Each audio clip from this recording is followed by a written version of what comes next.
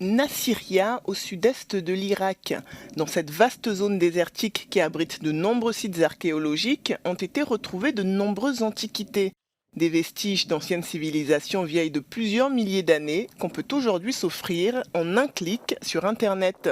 L'Irak, qu'ont foulé les Sumériens, Assyriens et Babyloniens, est une terre de choix pour les contrebandiers à cause de l'insécurité et de la corruption qui règnent dans le pays. Et le gouvernement ne cache pas son impuissance. Les sites archéologiques sont abondants en Irak et ils sont dispersés dans de vastes zones à travers le pays.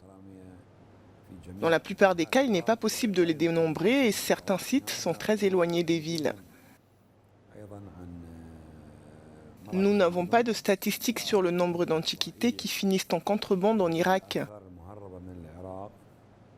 Car cette contrebande comprend non seulement des objets volés dans les musées, mais aussi ceux pris illégalement lors d'exhumations aléatoires sur des sites archéologiques.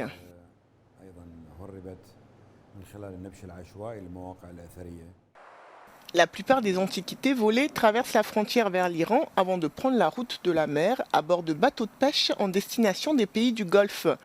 Au musée de la ville de Nasiriyah, où certaines de ces pièces inestimables sont exposées, le directeur dénonce le manque de moyens et d'efforts.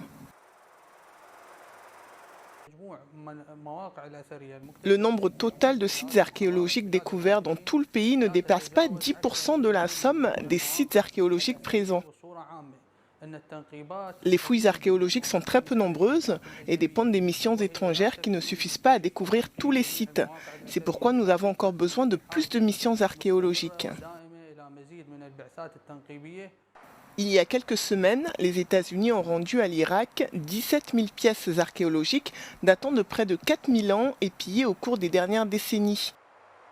Selon le célèbre archéologue américain John Russell, entre 2003 et 2005, 400 000 à 600 000 antiquités auraient été pillées en Irak, générant 10 à 20 millions de dollars.